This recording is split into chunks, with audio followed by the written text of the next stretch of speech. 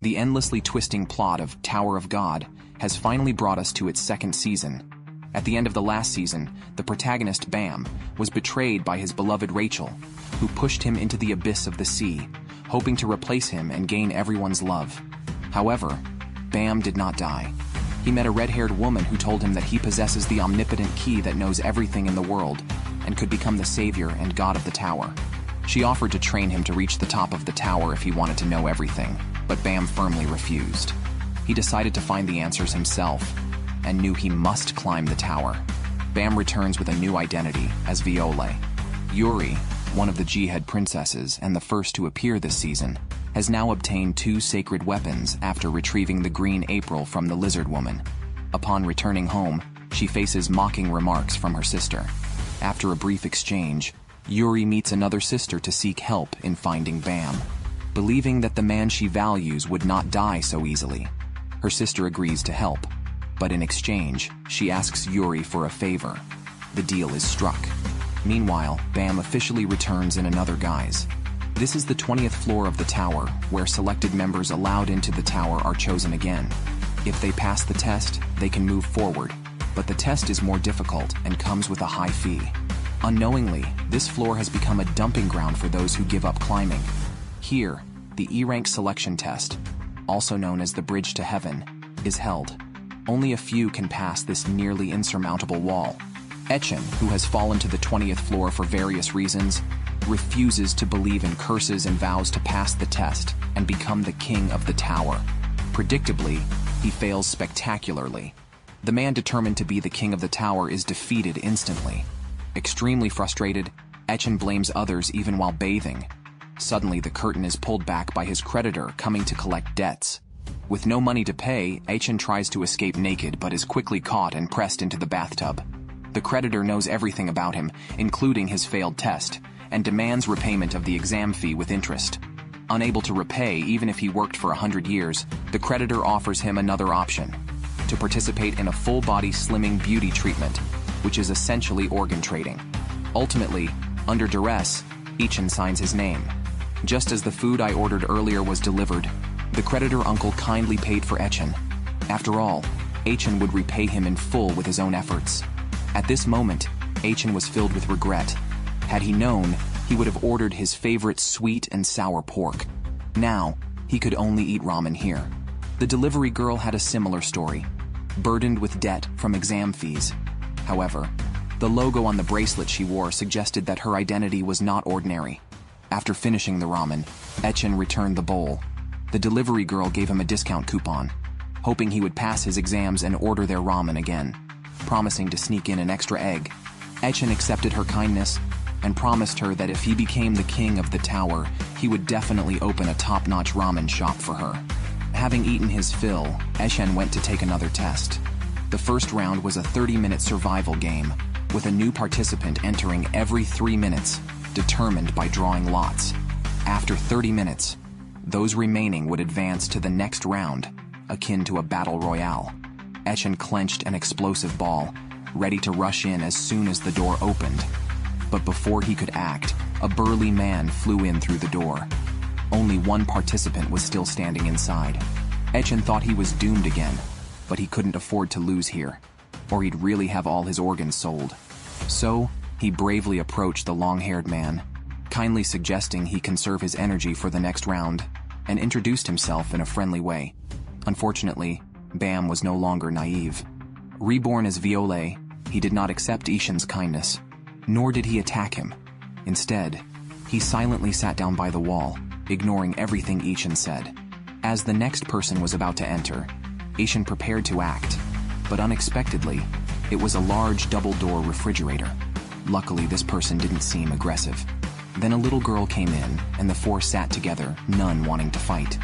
The fifth person was a big sister known to the fourth little girl, who had fallen for the double door at first sight. Seeing this, Echen was stunned. How different this was from the exams he had taken before. The little girl told the big sister not to worry, as everyone was nice. Unable to sit still any longer, Echen stood up to play the villain, even though everyone was peaceful. The big sister immediately protected the little girl, while Echen, veiled in his sarcasm, meant to say, Don't trust those around you too much. Watch out for betrayal. After all, he had seen too many cases where someone, lucky to have friends help to reach the 20th floor, was abandoned by his companions once he became useless, which made the little girl cry.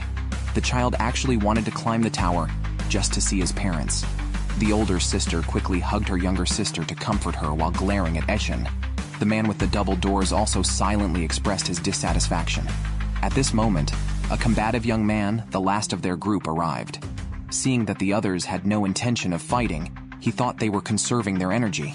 He turned to the older sister and the little sister, suggesting to the others that if the next round was a team battle, having women and children might be problematic.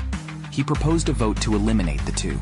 Eshin immediately agreed, but said it wouldn't be them who were going out, but rather this energetic young man. The sisters raised their hands in agreement, while the man with the double doors remained silent. Then Bam spoke up, stating there was no need because all of them would be leaving.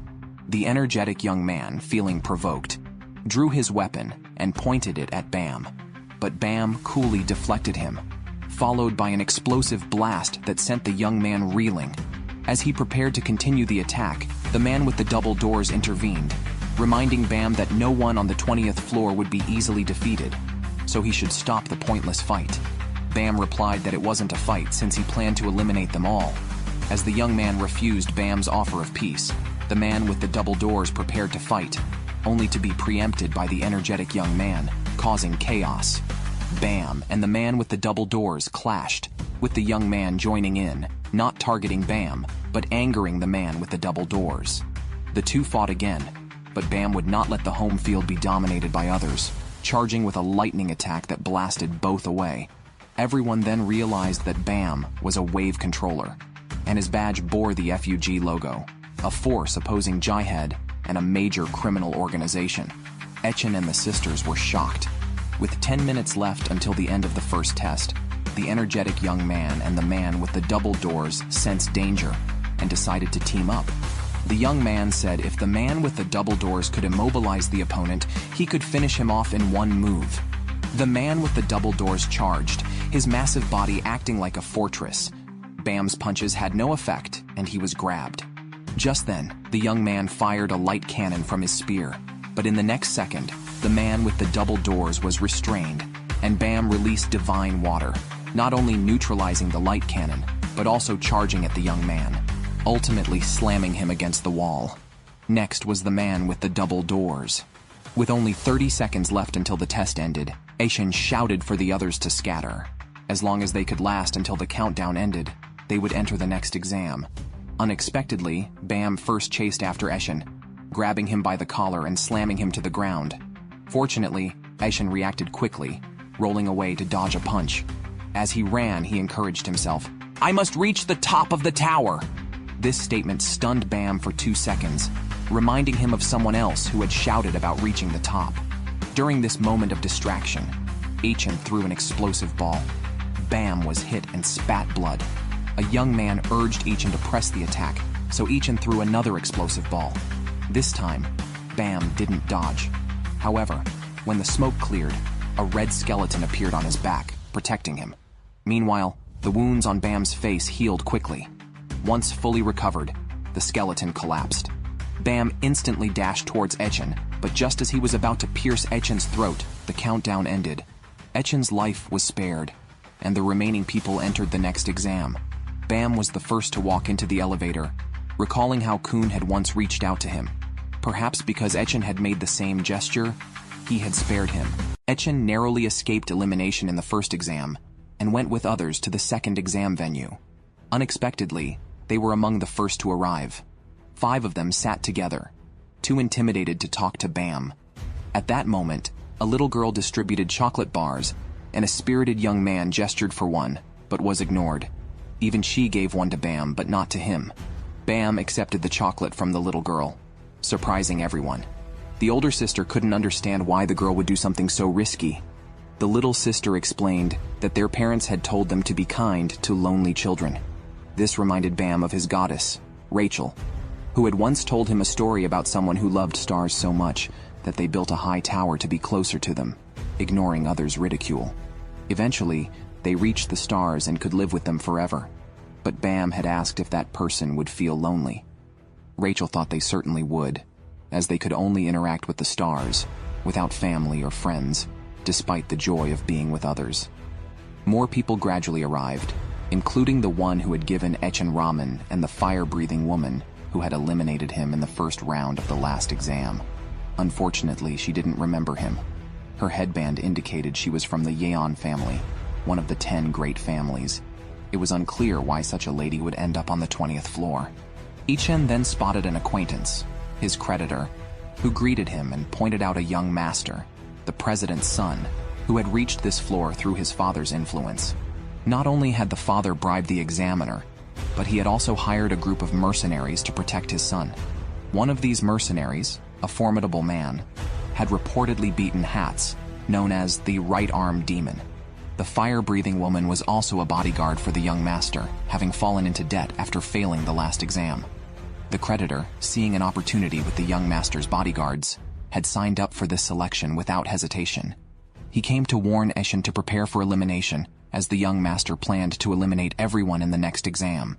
Just as he left, the examiner appeared and explained the content of the second exam, a physical enhancement ability test using a divine water detector. After enhancing their bodies with divine water and touching the device, the screen would display their scores and rankings. The examiner would select 8 candidates based on this test. Upon hearing this, Echen felt utterly defeated. Competing in strength was not his forte. Yet, the first name the examiner called was his. Echen had no choice but to give his best punch, but the result was disappointing. The stronger competitors hadn't even taken their turns, and he was already ranked 10th. Echen felt frustrated but powerless. Meanwhile, the young master, bored, decided to stir up trouble by betting with his subordinates. Whoever won first place in the test could claim Yua. If Yua herself won, she would regain her freedom. Confident in her abilities, Yua accepted the challenge. As the noise escalated, Horyang tried to intervene, but was harshly rebuked by the young master. In response, he punched the device and instantly took the lead. However, the next contender, Kirin Arm, doubled his score. Yihua was next, and even after slipping, she broke Kirin Arm's record, doubling the score again. She thought she'd regain her freedom, but the young master surpassed her record next. Echen grew more frustrated as he watched, but Han couldn't help but laugh, reminding him that Bam hadn't gone yet.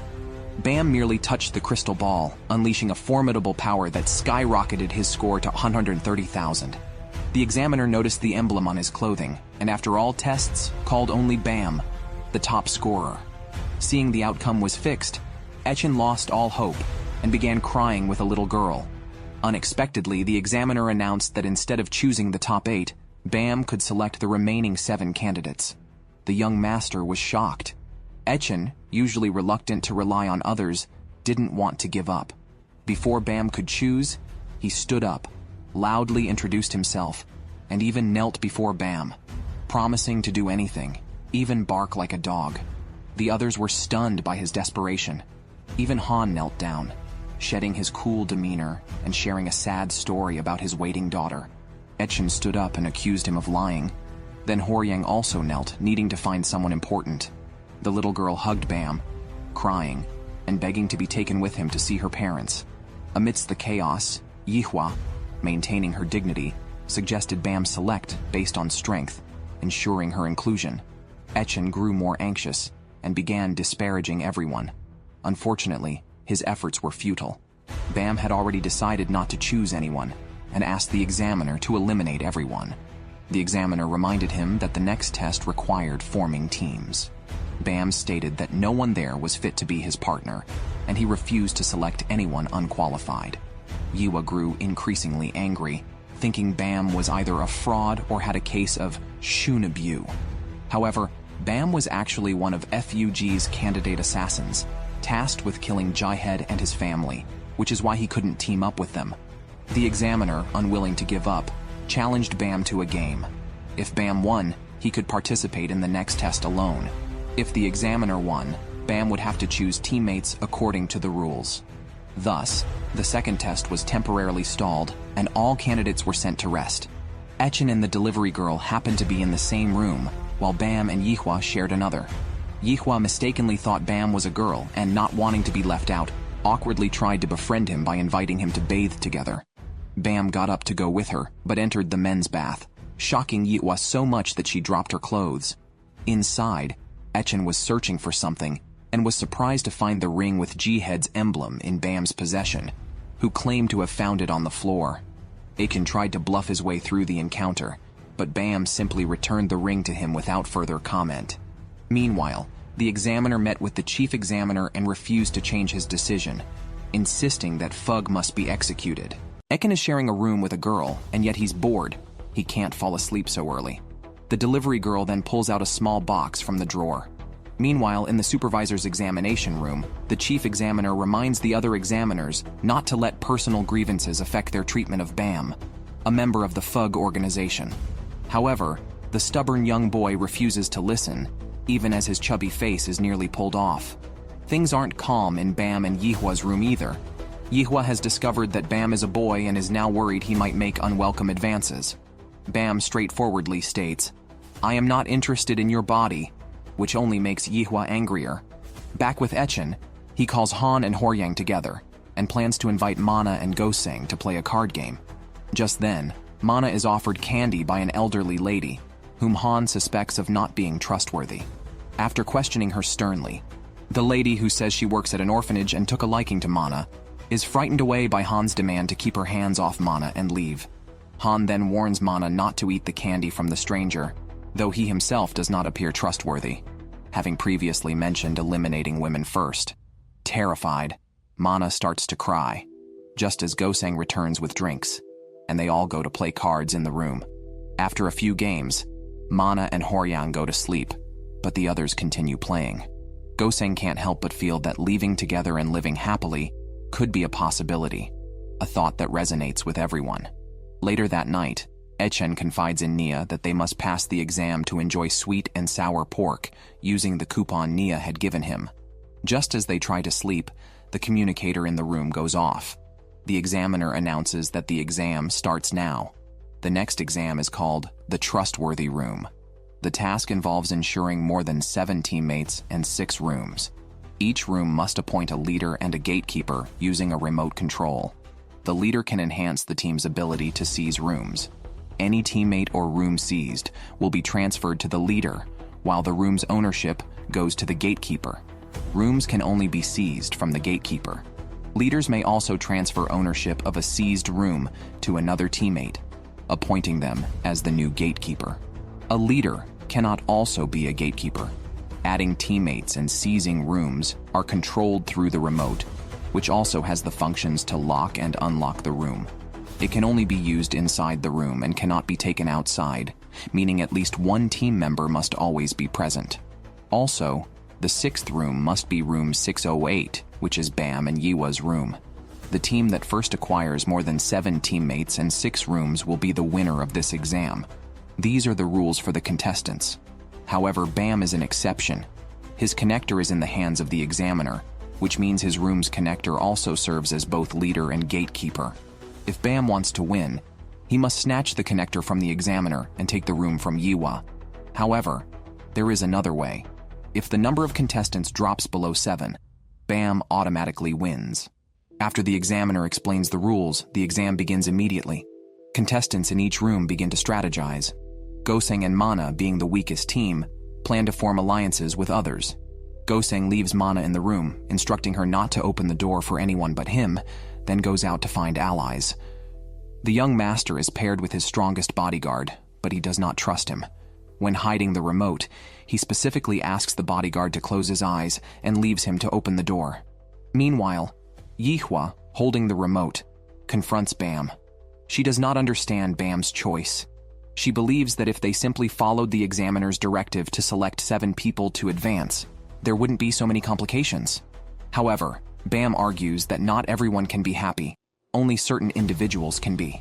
After saying this, he asks Yihua to give him the remote. Naturally, Yihua is not willing to hand it over so easily, but before she can use her powerful move, she is immobilized. Bam takes the remote and leaves the room. As soon as he opens the door, he encounters the young master, who is also immobilized before he can finish his harsh words.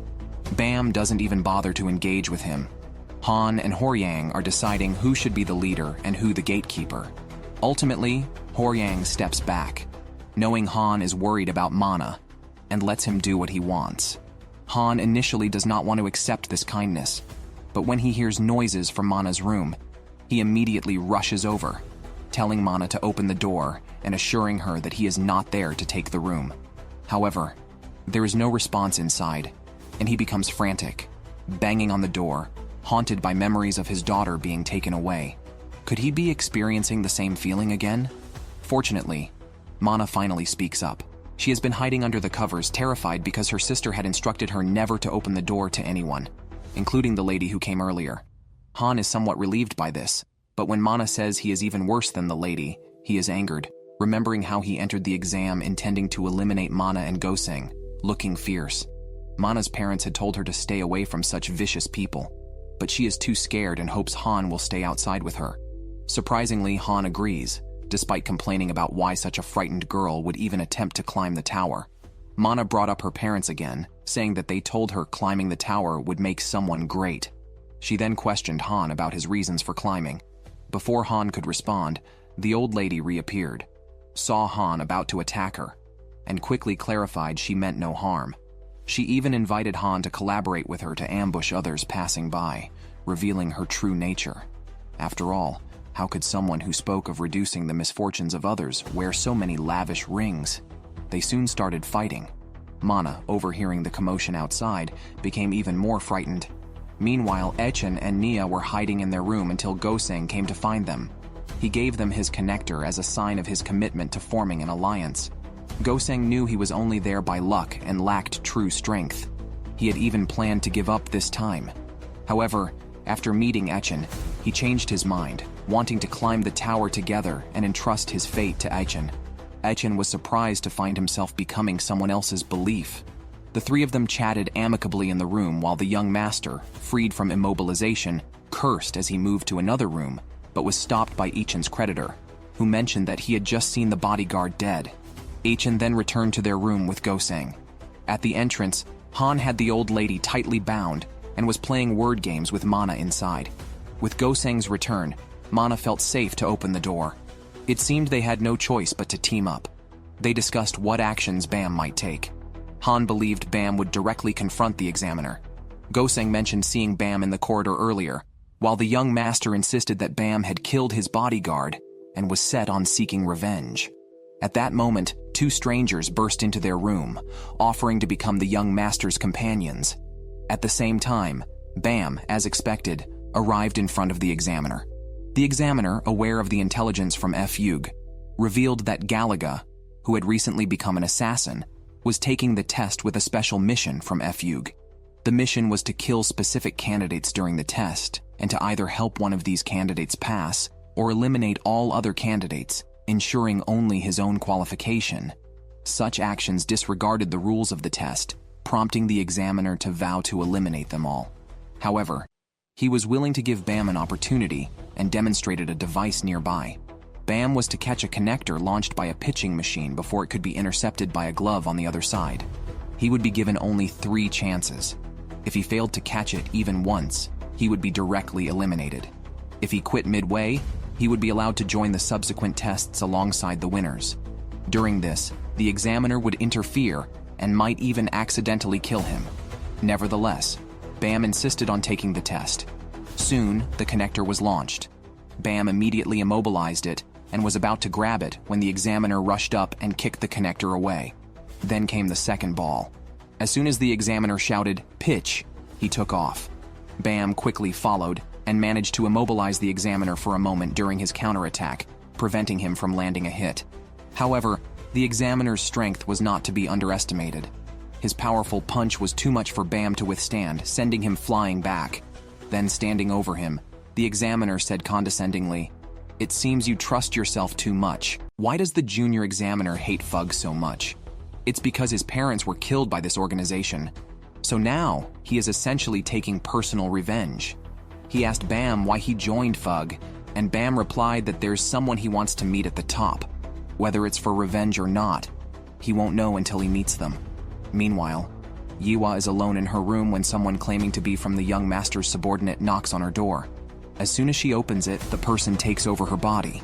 After hearing Lurker's words, the young master returns to his room to check the situation, but is ambushed by a bodyguard pretending to be dead. It turns out the bodyguard and Lurker had been secretly collaborating, planning to take this opportunity to kill the young master. Elsewhere, Echen and his team have seized 5 rooms. All they need to do now is take Bam and Yihua's rooms to win. Before setting out, Echen calls Nia, who stayed in the room, but hears Lurker's voice instead. Nia betrays Echen, opening the door for Lurker. She did this out of desperation, just to protect someone. When she first came to the 20th floor, she was abandoned by her tower-climbing companions and was taken in by an elderly woman. Since then, Nia decided to stay and help the grandmother. But since Lurker and his group arrived, they haven't had a day of peace. Lurker told her that eliminating other candidates could erase her debts. Lurker was resolved to help the grandmother, but meeting Echen gave her the idea of climbing the tower again. Yet she could never leave the grandmother behind and had to make this choice. Nia cries and apologizes to Echen, who knows she is fighting to protect someone important to her and doesn't blame her, even calling her a true hero. But then, Lurker says he can't pay off the debt to the shop because the young master is too annoying. He plans to kill the young master and take over himself. Nia is heartbroken, wondering what her betrayal was for. Angered, Nia rushes at Lurker, trying to take the remote control from him, not knowing that Lurker never intended to spare her life. Echen listens to the sound of a fierce beating, hearing Lurker lament, "Finally, she's dead," as only a large pool of blood remains on the room's carpet. Echen is filled with rage and hatred, vowing to kill this beast.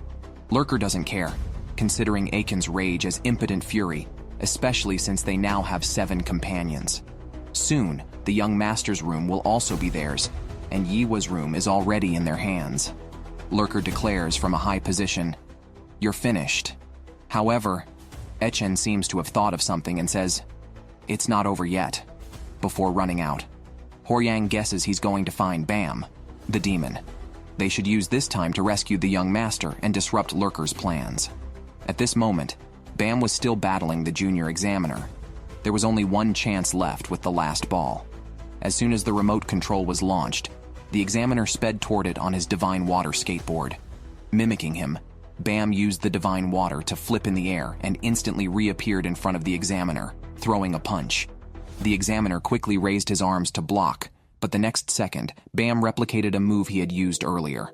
Just as the examiner was about to be overwhelmed, he grabbed Bam's wrist, immobilizing him and moved behind him. He was about to pick up the remote control from the ground when Echen called out to him. Echen also threw an explosive ball, blasting the remote control toward himself, seizing the initiative. Echen immediately asked Bam for help, declaring himself the worst of villains, and proposed they together teach a lesson to those half-baked evils. If Bam agreed to help him, he would return the remote control. The examiner tried to snatch it, but heard Echen reveal that the guy had killed Nia.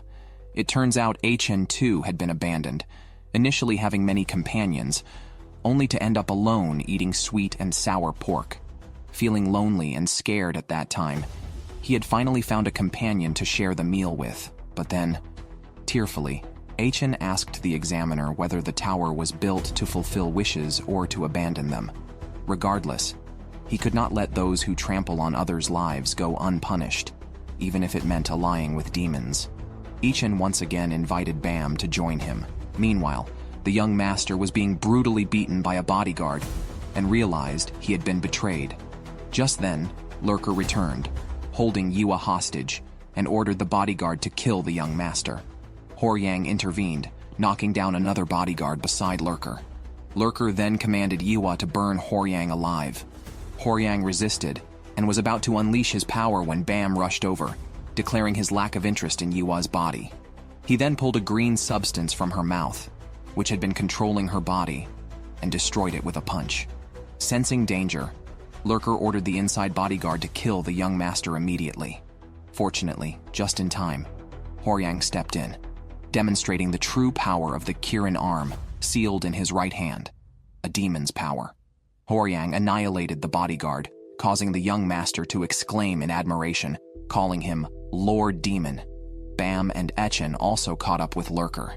Seeing the situation turn dire, Lurker's remaining teammate immediately abandoned him. Lurker then questioned Achin, asking if he brought Bam along to die together. As he raised his arm, Achin kicked it fiercely. Achin had already noticed that Lurker was manipulating the divine water using a water tank in his pocket, and he told Lurker that he was now receiving his punishment. Achin then stomped hard on his arm, stating this was not his revenge, but vengeance for those tortured by Lurker, including Nia. Achin conjured a weapon from the divine water.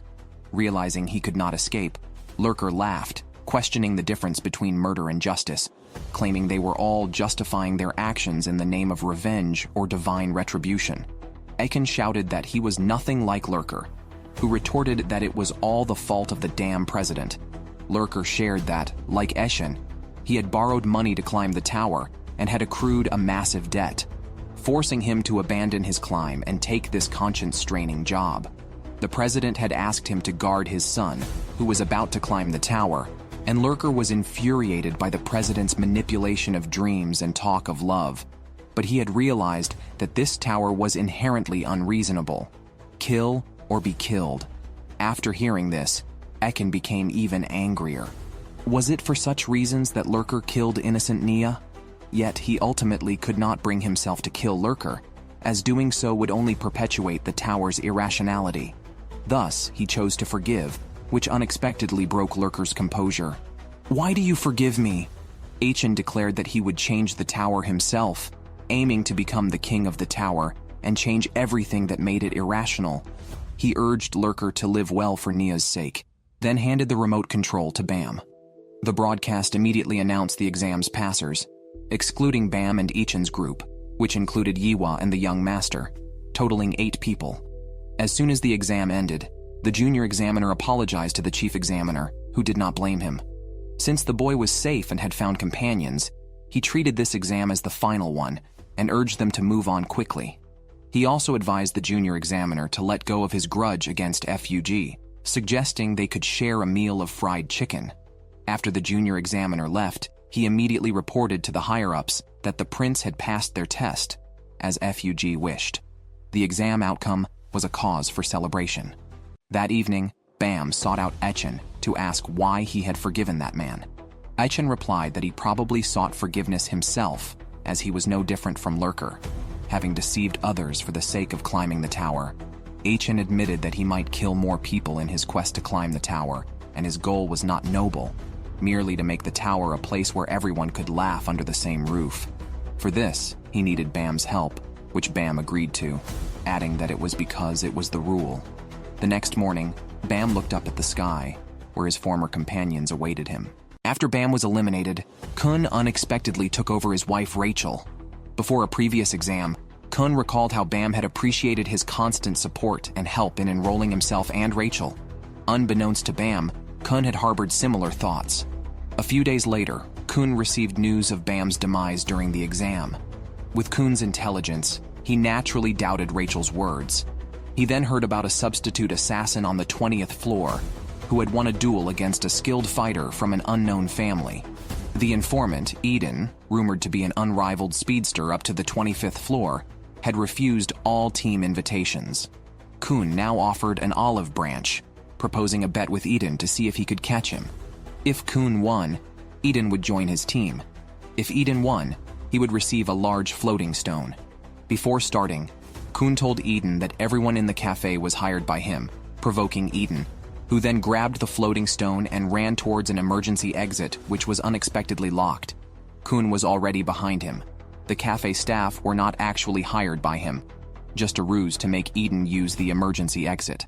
Unfazed, Eden boasted of his superior speed, escaping through the front door, casually telling the waitress to charge the blue-haired man. The next moment, he was sedated by a dart. Khun picked up the floating stone and took the unconscious Eden back to the base. Upstairs, Khun and Rachel exchanged gentle greetings. Upon waking, Eden found himself next to a muscular man, Rupi, who claimed to be Khun's partner and explained this was their team's dorm.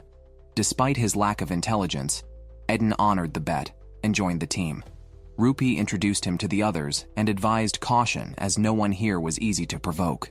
Curious, Eden asked about Khun's reason for climbing the tower and learned of Rachel's inability to walk, Khun was determined to take her to the tower's top, hence the recruitment of strong partners. Mistaking Rachel as Khun's wife, Eden was kindly warned by Rupi never to say that in front of Khun, or he might lose his fingers. Rachel was putting on an act, claiming she had dreamt of Bam the previous night and couldn't forget how he vanished with a monster to save her. Khun comforted her by caressing her face, saying Bam wouldn't want to see her cry. Rachel then hugged Khun tightly, although he did not hug her back, but simply smiled and told her she could rely on him anytime and that they would soon climb the tower again. He advised her to rest well. Once he left the room, Rachel immediately changed her expression and walked normally, revealing her legs were fine. Khun knew this and quickly washed his hands after leaving, fearing she had dirtied him. He was certain she had killed Bam. Rachel had returned alone with the news of Bam's death during a fight with a monster. Khun didn't trust her. The proctor had secretly called a doctor to heal her legs, but the doctor found nothing wrong with them. Rachel's deceit implicated her in Bam's death, whether willingly or coerced.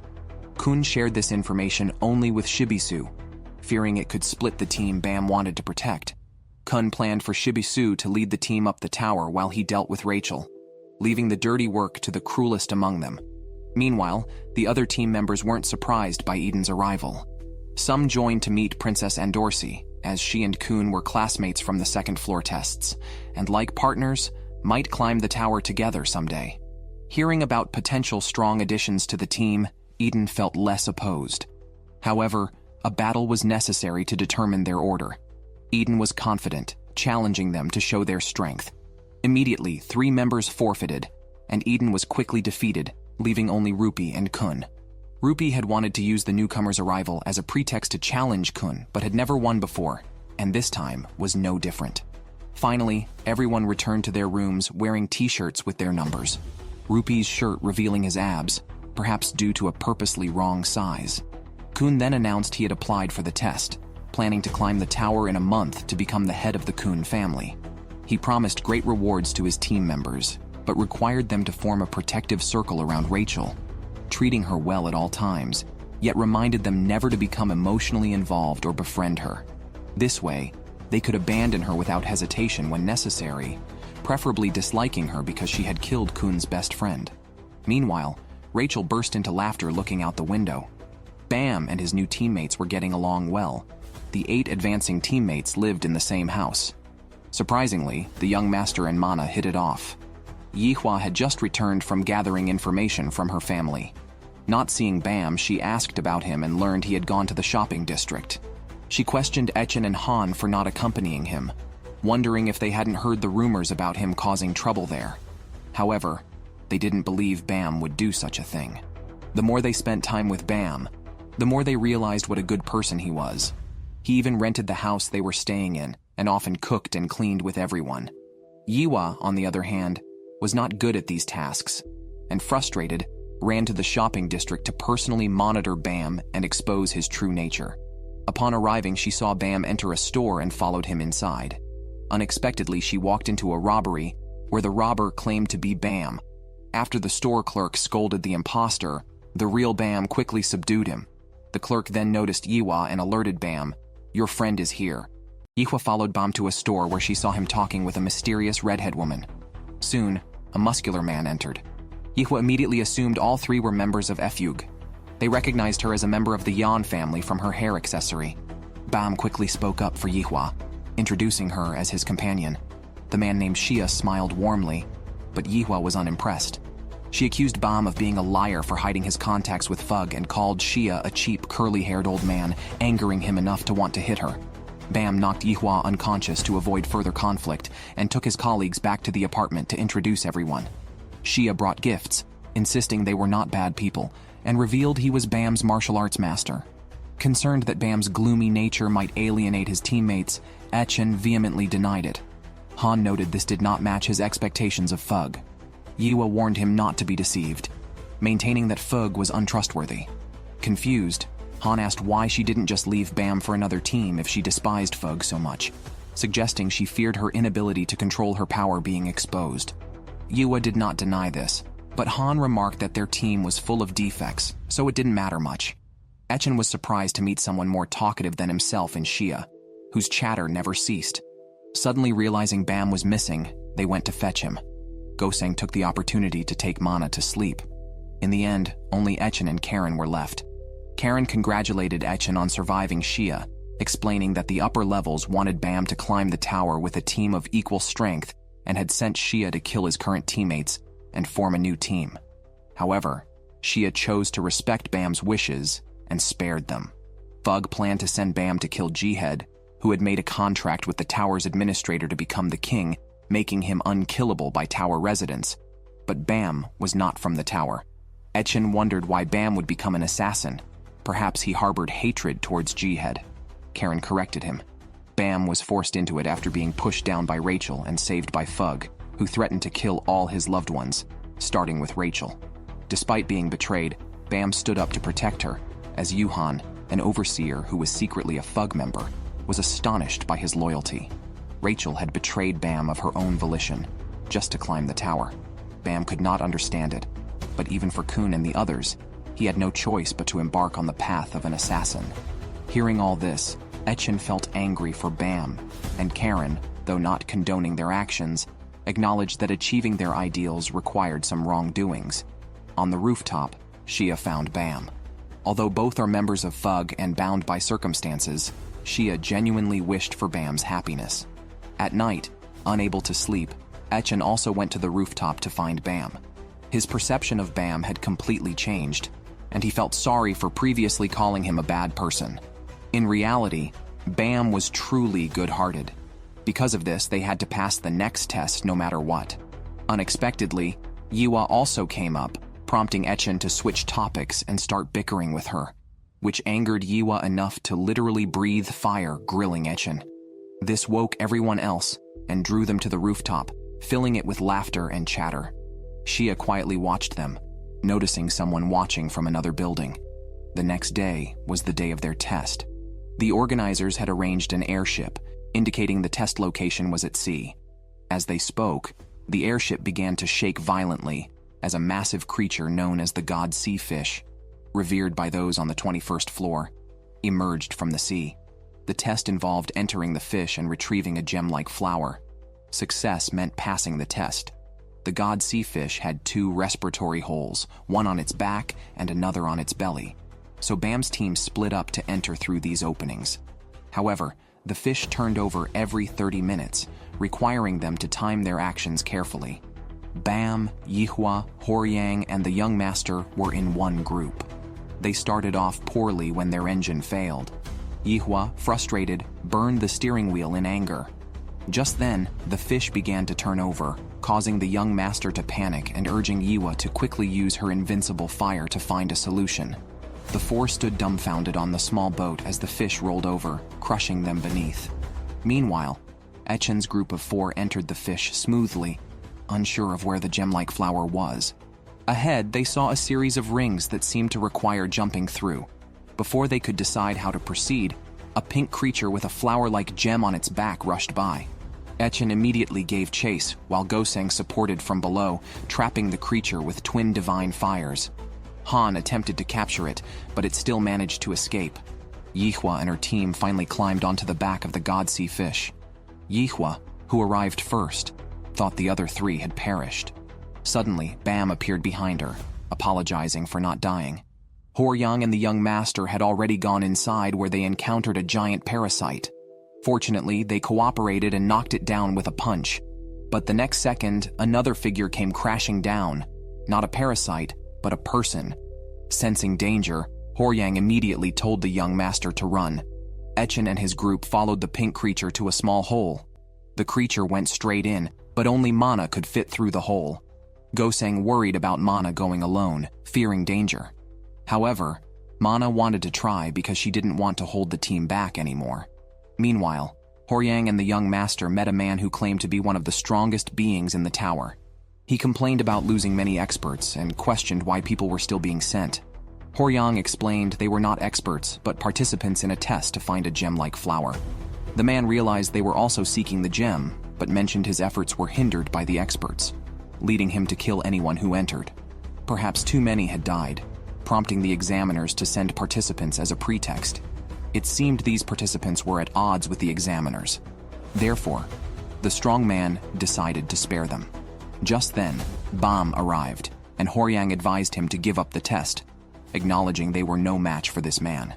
On Echen's side, Goseng waited at the hole's entrance for Mana. Echen and Han went to find another entrance. After walking some distance, Echen directly asked Bam if he was hiding something. Since meeting with Efug, Bam had become more serious about training. If it were the old Echen, he would not have let Mana take such a risk. Echen then revealed what he knew. They absolutely could not fail this test, or Bam's friends would die. Bam, however, did not give up on the test. He stepped forward with a determined look and prepared for battle. The man opposite finally showed his true form, ready to engage. While Bam and his team were inside the belly of the gigantic fish Jigaina for an exam, they encountered a strong warrior. Despite the challenge, Bam refused to give up the opportunity. Horyang took the young master and left first. The warrior proposed a game to Bam. The gem, Jigaina's flower, was located above them. Once Jigaina turned over, they would fall towards it. If Bam could retrieve the flower before being caught, it would be his. If caught, his life would belong to the warrior. Horyang couldn't truly leave Bam behind. They had other companions on the other side. They planned to send Bam's location to everyone, urging them to converge and attack the warrior. The others quickly headed towards the location. As Jigaina was about to turn, the mysterious man boasted about his disinterest in becoming the king of the tower. He only wanted to go outside the tower to the boundless sky, a space billions of times larger and freer than the tower. However, Bam was uninterested in these claims. He would fight anyone threatening his dear ones. As Jigaina flipped, Bam and the mysterious man also turned. At the last moment, the others arrived, and the game officially started. The young master led the attack, trapping the mysterious man with a triple domain. Horyang then threw a series of divine water punches, all dodged by the man who flashed in front of Horyang, grabbed his head, and threw him violently. Horyang was defenseless. Yiwa, Han, and Echen joined forces, sending fire, lightning, and bombs. The mysterious man emerged from the thick smoke unscathed. As Bam continued to fall, facing the diving opponent, he readied his divine water. Just as they were about to clash, Mana, chasing a pink creature, appeared between them. Everyone's hearts tightened. Bam immediately withdrew, protecting Mana with his body. Ignoring the pursuit of Jigaina's flower, Mana, covered in blood, desperately called Bam's name. The man then grabbed the pink creature, declaring that he would give them Jigaina's flower as a reward for surviving before the strongest man. He left with the creature. Only then did Han notice the word on his back. He was the legendary Machinu. Machinu emerged from Jigaina's body and faced 3 experts charging at him. With a casual wave, he knocked them all down and stepped on the last one's head. He revealed that they were Jigaina's children, nourished by the flowers they kept harvesting to maintain their scarcity on the 21st floor. Deciding to take the child with him, Machinu predicted that the seas would soon be full of Jigaina, and the flowers would lose their value. Upon returning, he handed the young Jigaina to a subordinate, instructing him to inform Yuri that he had acquired it. The subordinate pointed out a wound on Machinu's face, which made him realize that Bam was not just protecting the girl but had also caught his interest instantly. Meanwhile, Bam opened his eyes to the calls of his friends, remembering how he was saved by Fug and forced to become an assassin. He had to keep getting stronger to prevent being separated from his companions. At that moment, a red skeleton appeared on Bam's body and quickly healed his wounds. His friends took him back to the apartment and called Shia. Yiwa locked himself in his room upon returning because his family, the Yon, had also hidden the fact about Jigaina's children. Shia met with Echen, urging them to leave Bam to avoid future dangers. In return, Shia promised to protect their lives. Echen knew their group was only a burden to Bam's strength and shared this with the others. Despite their quarrels, no one wanted to leave because they all aspired to climb the tower with Bam, especially since he had chosen to save his companions in critical moments. Horyang spoke fairly, stating that the issue was not with Bam, but with their own realization. Meanwhile, Karen found the disheartened Yihua. After the Yan family scandal was exposed, they did not reflect, but instead offered a bounty for Jigaina's child. Yihua could not accept the dark side of her family, and was even less able to correct them. After Karen poked at her inner thoughts, Yihua decided to change herself and immediately went to blow up the kitchen. She ended up making several burnt dishes and almost blew up the kitchen.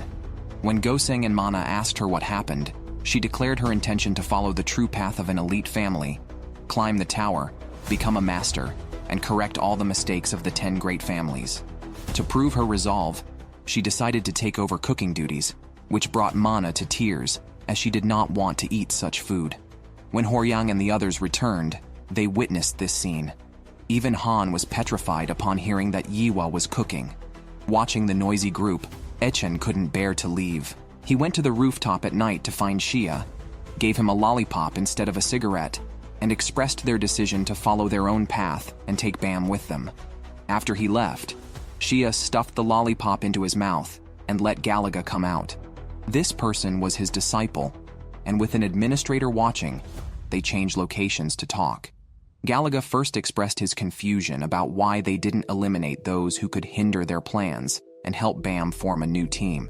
He even thought his master was being emotional, which infuriated Xia. After all, Xia had abandoned his family for Fug. Moreover, more friends for Bam meant more hostages. Xia asked Galaga to relay this message to the Senate and then invited him to dinner, which the disciple declined. After Galaga left Xia's sight, he immediately contacted his subordinates to find some trustworthy selectors to secretly monitor those people and kill them at any suspicious activity. Back at the apartment, everyone ate the meal Horyang made, and they sent Yihua to take care of Bam. The rest discussed how they could avoid being a burden to Bam. Echen went to see Karen alone, hoping she could tell him how to meet Bam's friends. Out of sympathy for Bam or other reasons, Karen actually revealed that there are workshops in the tower that specialize in making artifacts. Each floor has branches, but there are only 7 main stores, one of which is on the 30th floor. Every 5 years, they hold an artifact competition where selectors compete against each other. The winners receive artifacts made by the workshop, known as the Workshop Battle. The next one is in 2 years. If they can reach there in 2 years, they should be able to meet Bam's friends. Echen immediately resolved that they must go. AI has become so popular that it's even featured in the Tower of God.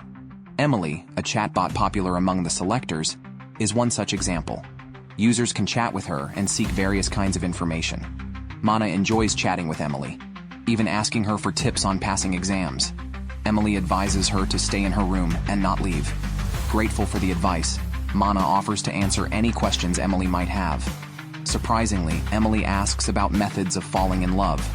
Unfortunately, Mana, still a child, doesn't understand this. Yet, Emily has expressed her desire for a romantic relationship to multiple users. Even Eden from Khun's team is hooked on Emily, consulting her during exams and using her to pinpoint enemy locations. Meanwhile, Echen's team is also climbing the tower. The current test involves using a key to open a central treasure chest, with only one team claiming victory. As soon as the rules are announced, Mana starts typing to Emily, 2 years after being soundly defeated by a mysterious man. Now, as times have changed, Emily remains popular even in the information-sharing hubs of the lighthouse. While Mana is chatting, their opponent team approaches, and immediate action ensues. Mana acts as bait, luring the enemy into a trap with a holographic projection, leading them to an open area. Meanwhile, Echen's team is nowhere to be found as Han and Mana are above, with Goseng operating a cage that traps the enemy. Yihua then arrives and knocks out all 4 opponents in one move. Besides these 4, the Lighthouse Guardian has also been handled, but 2 dangerous foes head towards Echen. Fortunately, Bam has already arrived to assist. Khun, also in an exam and serving as a Lighthouse Guardian, oversees the situation and inquires about Rupee's status. Unaware of the enemy's location, they decide to invade the enemy camp quickly. Their enemies, capable of digging, pose a unique challenge. Just then, Eden, following Emily's advice, leads Quinlan to a tricky spot where they encounter an enemy mole. Both parties are stunned. Eden excitedly tells Quinlan how Emily was right, urging him to defeat the enemy. However, another giant creature emerges from the hole. Eden asks Quinlan to choose between the mole and the 4-eyed creature, but Quinlan opts for both, urging Eden to run. The 4-eyed creature wildly swings 4 swords, frustrating Quinlan, who quickly defeats the giant. The mole stands no chance. but Quinlan mentions another mole possibly reaching their cannon. If their team member presses the button to stop the cannon, they still win the test. Quinlan is unworried, confident in Eden's speed. The hole clearly connects to the starting point on the other side. So, Eden immediately entered the hole to head towards the enemy's cannon. Although he isn't good at much, his speed is unmatched by anyone. As Quinlan was speaking, the announcement came that Team A's cannon had been captured. It was Khun's team that won. But afterward, Khun still confronted Eden, questioning why he acted on his own based on advice from a chatbot. Eden then explained how amazing Emily is, mentioning she had even located someone thought to have been dead for hundreds of years. Despite this, Khun severely reprimanded him. Eden was just being hopeful, thinking that even if he made a mistake, his teammates would cover for him. After Khun's words, Eden realized his error and voluntarily asked Khun to keep his phone, resolving to no longer depend on Emily. Just as he walked out, he encountered Rachel, who immediately began to stir trouble and praised Eden's irreplaceable role in the team. She expressed envy of Mr. Eden's abilities and hoped he could be her legs. Meanwhile, Echen was desperately running away from a redhead who was chasing him, calling him "my little chick." The redhead didn't know Echen had the key. He chased Echen because he resembled a chick he once raised. When Echen saw the redhead's back turn towards the central treasure chest, he decided to make a last-ditch effort and dashed out of the bushes to insert the key. The next second, another enemy pulled him away. The redhead, feeling betrayed by Echen, released a burst of flames in anger. With limited abilities, Echen could only try to buy time by pretending to be the chick, convincing the redhead that his chick hadn't died and was right in front of him. The redhead was actually fooled. Just as Echen was about to use the redhead as a hostage, the redhead remembered something important. He had roasted the chick himself because he wanted to make roast chicken and wanted to do so again. He then threw 2 balls of fire at Echen. Thankfully, Bam arrived just in time, and Echen immediately sought protection. The redhead, seeing Bam, became even more aggressive, but was no match for him.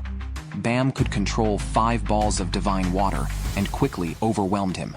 Yihua and the others also arrived, leaving only one enemy capable of fighting, who unexpectedly surrendered and returned the key. However, he didn't believe he would lose to Bam and provocatively challenged Bam to a duel. If he won, Bam's team would have to forfeit the exam. Bam naturally declined without hesitation, not wanting to engage in pointless fighting. The old brother could only leave a few mocking words before taking the redhead and leaving. Echen cursed at their retreating figures, but thankfully they eventually won the exam. Surprisingly, the prize was just a few packs of dried squid. Mana took a pack and handed it to Han, their relationship resembling that of father and daughter. Echen is still furious. It seems they have become greedier now. 2 years ago they were grateful just to pass the 20th floor, but now they aim to keep ascending. With the workshop battle a few months away, Echen wants to reach the 30th floor beforehand and compete with others for items, hoping to win them. Meanwhile, Khun has to provide bedtime soothing services for Rachel at night. Though he changes his demeanor as soon as he leaves the room, he happened to see a message from Emily on Eden's phone asking how he was doing today. Khun picked up the phone and asked Emily a question. "Is Mr. Bam still alive?" Emily's answer was, "He is still alive." At the same time, a person nicknamed Traveler firmly believes Emily is human and has already planned to find her. Emily's response to him was, "I love you too. Emily must indeed be human." Khun finally learns that Bam is still alive. He immediately asks Emily where Bam is, but she doesn't know. Khun then asks her how she found out, to which Emily playfully asks if he's curious and sends a teasing emoji. This makes Khun suspect someone is playing a prank. Yet, who would do such a thing, or is Emily actually telling the truth? Hope stirs in his heart. Meanwhile, his teammate contacts him to report on the right arm demon investigation he requested. The suspect appeared in a photo uploaded to a platform and is now on the 28th floor. Khun decides to go and capture him. On the other side, Echen and his group also see the photo. He thinks the person looks like Horyang, who suddenly names the person in the photo as Kasalu. It turns out they are old acquaintances, both abandoned children from the Middle Zone, born in the same facility. Only the authorized family's experts in the Middle Zone could have children. Others' offspring were abandoned. Horyang and Kasalu were sold as experimental materials for a workshop, subjected to human weapon experiments. They grew up there, meeting during that time. Kasalu, lively and confident, encouraged the introverted Horyang. They were closer than brothers. A young female teacher, a research assistant from the workshop responsible for their language education, showed them rare kindness and treated them like humans. She even gave them their names and became their first love. Unfortunately, their happiness was short-lived, as they were soon used as experimental materials and subjected to inhumane modifications. They were introduced to the workshop's lead researcher upon entering the device, who made them feel proud as only they, among nearly 100,000, were privileged to become living activation weapons. These weapons, integrated with the essence of the soul itself, were to be directly merged with living beings due to the limitations of weapons alone. The lead researcher implanted the demonic entity into both Horyang and Kasalu as he activated the device, causing them immense pain at 100,000 volts. They fell unconscious repeatedly and awoke in pain, eventually realizing their bodies had partly transformed into the integrated demons, gaining immense power but altering their minds and bodies. Their beloved teacher never appeared again. After the experiments, they remained in the facility, enduring daily agony until Horyang awoke one cold day to find he was being moved. It was then he first saw the ceiling of the tower, greeted by cold snowflakes, and realized the world held such beauty, sparking his determination to survive at any cost. Then he met the true master of the tower. After waking up again, he found himself inside the tower and had become a selected contestant. He climbed the tower relying on his strength, and people began to call him the right-arm demon out of fear. However, Horyang felt guilty about gaining power by sacrificing others and stopped climbing at the 20th floor. He then heard about someone on the 20th floor who looked like him and claimed to be the right-arm demon, but actually used his left arm. It was indeed Kasalu. Hearing this, Achen thought he had guessed what Horyang wanted to say and suggested they meet Kasalu since they were all now on the 28th floor. Before Horyang could respond, the group had already decided to set off the next day. Bam remained silent, reminded of his former companion Rachel. At that moment, Yihua brought a tray of charcoal, offering it as a midnight snack. It was actually painstakingly made rice balls with different flavors. Mana and the young master pretended to be asleep in fright, leaving the adults to reluctantly show their support. Bam got one, and it even contained a black takoyaki. Seeing everyone's pained yet helpless expressions, Bam couldn't help but smile. Echen captured this brief moment. Bam had indeed smiled. Bam went to the rooftop to find Horyang, who was indeed waiting for him. They got straight to the point with Horyang confessing that he decided to follow Bam because of the red skeleton he saw on him and wanted to know its true identity, suspecting Bam might be a living activation weapon like himself. He pressed Bam to reveal the truth, threatening to use force if he didn't speak, summoning the right-arm demon and swinging punches at Bam, even though they were teammates. Horyang needed to know the truth for the children sacrificed in the experiments. Moved by these words, Bam stood there making no attempt to dodge. Naturally, Horyang couldn't truly hit him. He just wanted to know the truth. Bam really didn't know. He only told Horyang what he knew. 7 years ago, he joined Fug. Shia said he could learn the way to become a god, to wield power that could change the world, or to forsake everything and follow his own path. Of course, they only gave Bam a part of that power. Later, Bam felt like he was sinking into the deep sea, and suddenly, a red light appeared before him, followed by severe pain in his body. Then he lost consciousness. When he woke up again, that thing was inside him. He didn't know how it related to Horyang's experiments, only that Fug had hidden the red light in the testing layer. After hearing Horyang's story, he felt some similarities with his own experiences. However, neither the destiny given to him nor this power was his choice. What he truly wanted was something he once had in his hands. Horyang completely let down his guard. In fact, he had already seen clearly that Bam was not the type to sacrifice others for power. They were all just victims. Thus, he wished that Bam would find what he truly wanted, then shouldered his backpack, ready to leave alone, even knowing it might be a trap. He didn't want to involve his companions. After entering the tower, the people Horyang met were no different from those in the workshop. They treated him as a monster while coveting his power, until he met Bam and the others, who genuinely treated him as a friend and family. Bam wanted to stop him, but Horyang disappeared in a puff of smoke. However, Bam didn't tell the others about Horyang leaving alone. Meanwhile, Khun and the others were also ready to depart. Suddenly, the team's chick came down with bird flu and had to stay at the base. The black brother volunteered to stay and take care of it, while Eden needed to look after Rachel. Ultimately, it was decided that Khun, Quinlan, and Rupi would go to hunt the demon. AG finally visited Rin's house as he wished. Rin first gave him a tour. After the tour, AG noticed that the junior high school girl still used formal language with him, so he told her not to be so formal. However, Rin was still not quite used to it. AG then joked about thinking of a punishment game, but said that could wait. What he really wanted to do was visit Rin's room, but Rin wouldn't allow it. Soon it was almost noon, and they decided to cook together. While cooking, Rin mentioned using formal language again, and when AG noticed, she tried to divert attention by complimenting his food presentation. AG blushed, saying he imagined himself as Rin's husband, and Rin naturally played along as a good wife. They playfully acted like a newly married couple.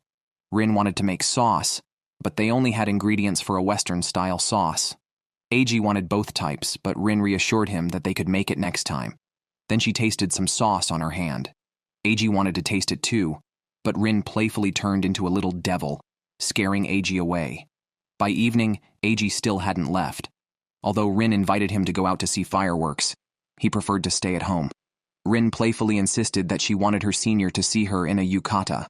AG couldn't refuse and was led by his girlfriend into her bedroom, as they could see the fireworks from her window without going outside. They sat on the bed in the dark, waiting for the fireworks. Rin leaned on AG's shoulder, and just as they were enjoying the moment, Rin's phone suddenly lit up. They separated quickly, fearing her parents might have come home early. Fortunately, it was Rin's best friend, returning with festival souvenirs. Rin wanted to continue their private time but couldn't leave her friend outside. She moved close to AG, intertwined their fingers, and kissed him gently. She had planned to wait for the fireworks, but now had to go downstairs prematurely to let her friend in. AG's expression showed that even without fireworks, the night was unforgettable. During the holidays, AG took a job delivering food. When his close friends found out, they immediately ordered from him. Knowing it was them, he joked about stealing some fries. The club president invited AG to come in and sit, but AG felt he could take a few more orders. His friends scolded him for not taking time off, making it impossible for them to hang out. AG was innocent, as he needed to save money. However, he couldn't resist his friends and took a break. Both wanted to go camping during the holidays. Although AG wanted to, he couldn't spend his hard-earned money on that, clearly saving for Rin. His friends, feeling left out, questioned why he was saving money. AG, blushing, said Rin's birthday was coming up. Since that's the case, the brothers should also support AG's work and let him buy another ice cream on his way. On the other hand, Rin looked at the clothes AG left at her house and couldn't resist wearing them like an obsessed fan. The next second, AG caught her in the act. Rin explained that the clothes had expressed a desire for her to wear them. AG played along, joking, "Little sister, can you actually hear what the clothes are saying?" He then started making up an ancient story, and Rin played along. After nearly a whole summer of effort, AG's summer thesis was still unfinished. He wished Rin was his classmate so she could help him with it. He then asked what play the drama club was performing for the cultural festival. Rin told him it was about two people who look alike, but have opposite personalities switching lives and experiencing each other's school life. She handed him the script filled with her notes, and AG discovered that Tsundere-chan likes rabbits. As he read, AG felt unworthy of the attention from so many wonderful girls. Rin smiled warmly, saying, "We need to make everyone happy," and leaned across the table to face him. Rin's birthday was approaching, but AG hadn't decided on a gift yet. He thought Tsundere-chan would like something cute, maybe a Japanese dessert for Kudere-chan. As he pondered, AG suddenly realized it should be something Rin likes. On the first day of school, Rin's friends remarked on her improved beauty after the summer. A junior girl noticed the change in Rin's aura and asked if something happened during the vacation. The two seniors just smirked, saying it was too early for the little kitten to understand such things. Soon after school started, it was time for the sports festival. The drama club always prioritized the visual impact of their performances, so members ran in their costumes. Rin was dressed as a knight, and the junior as a fragile youth, who immediately captured the hearts of Rin's friends. The final event was a mixed-gender costume relay. Students ran vigorously in various costumes. Rin took the baton smoothly from a teammate, but tripped due to her high heels. She decided to run barefoot and quickly surpassed others with her impressive form, earning admiration from the junior, who then took the baton. Remembering another senior's comment that a fragile youth couldn't run, she immediately played the part, staggering forward and quickly getting overtaken by others, eventually collapsing on the track. Rin rushed over, only to find the junior laughing and asking how her portrayal of the fragile youth was. Rin was both amused and speechless. On Rin's birthday, Eiji gave her a bracelet and personally fastened it on her wrist after careful consideration. Rin immediately hugged him, promising to cherish it for a lifetime. She quickly turned playful, asking for another love-filled gift next time. To her surprise, Eiji refused because he now had eyes only for one person. Thinking she was being rejected, Rin was shocked until Eiji mentioned he would no longer be swayed by her playful or devilish sides. This revelation broke her defenses, unaware that Eiji was referring to her true self.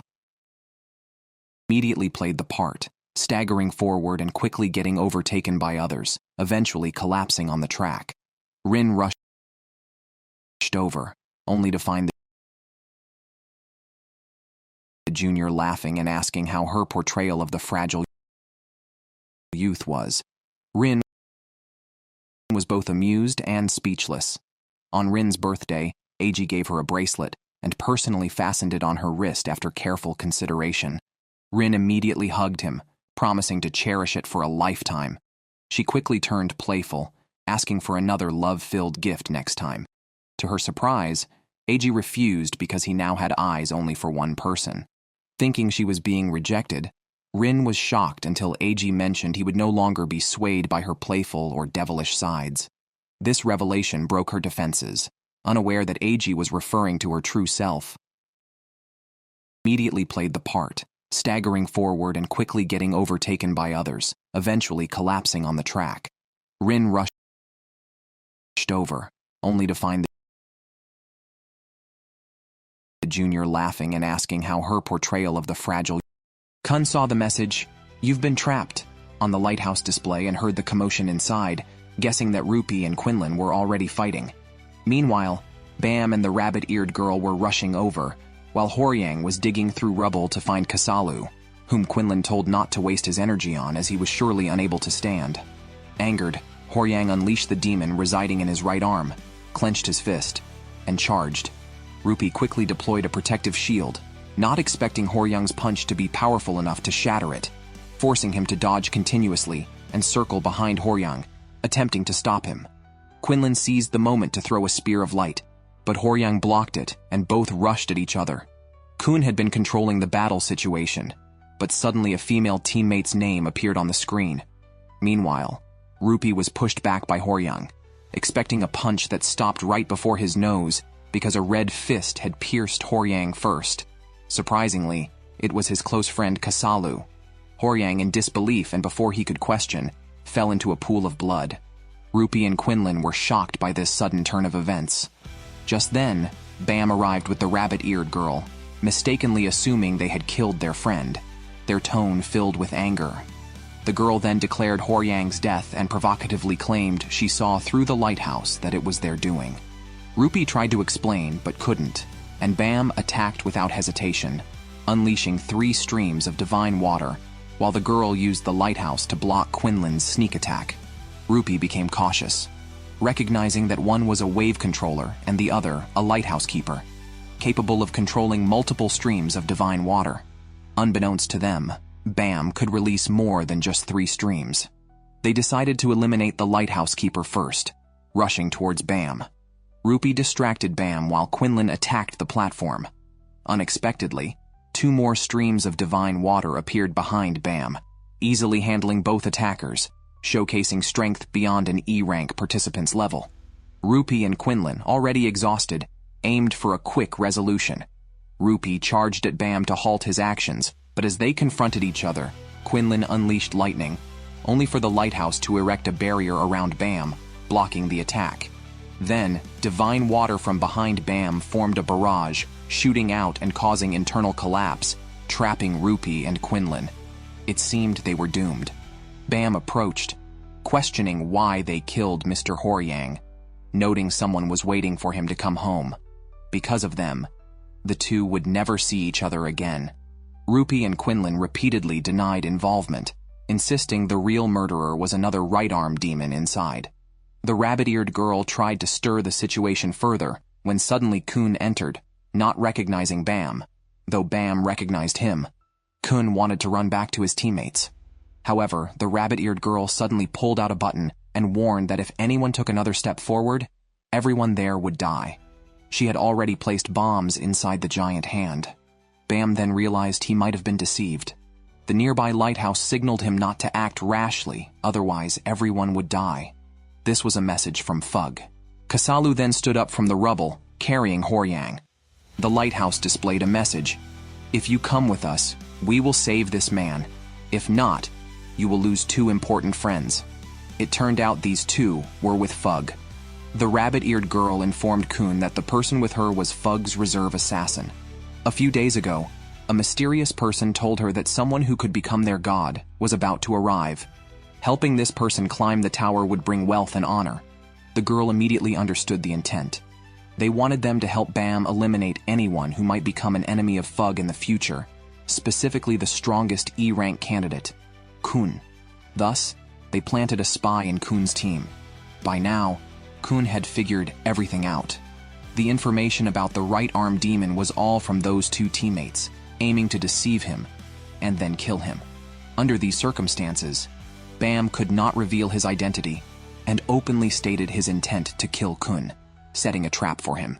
However, he changed his mind, finding no pleasure in killing someone who fell for such a trap. Therefore, he decided to do nothing, and just told Khun never to appear before him again. Sadly, Khun saw right through his poor acting. Realizing it was just meant to make him run away, Khun wanted to know the assassin's real purpose. A warm feeling passed through Bam's heart. He still admired Khun's intelligence, but he knew he could never reveal it. Suddenly, Rupee and Quinlan launched a surprise attack to seize the remote control, but were immobilized by Bam. Khun was momentarily stunned by this familiar move. Bam then agreed to go with the rabbit-eared girl and her group, warning that if they dared to play with his friends' lives again, they should not expect to survive. The girl was overjoyed and pressed the button without hesitation, and turned to Bam saying, "From now on, you are my god." The entire building began to shake violently, and the ground split rapidly, separating them. Khun watched as Bam and his group were enveloped by a giant golem. He remembered Emily saying that Bam was still alive. Could that man be Bam? On the other side, Khun's two traitorous teammates had taken control of the base. They had poisoned Jige and tied up Eden. When they revealed they were working for Fug, Eden couldn't understand why Fug would target Khun. The female teammate didn't care about these details. Infiltrating Khun's team had been easy as they were exactly the type of talent Khun needed. She freely shared these secrets because she had already decided to kill Eden as well. Unexpectedly, Rachel, who was in league with them, pleaded for Eden's life, wishing to make him their ally. She even wiped the blood off his face, proposing he become her legs. Eden laughed in disbelief, having seen through her venomous nature. It was she who had commissioned Fug to kill Khun. Furious, Eden cursed at Rachel. Without a word, Rachel pulled out a dagger and stabbed him over 100 times, feeling that someone so ignorant had no right to speak. She believed she had done nothing wrong. When Ichin and his team arrived at the scene, they found only chaos.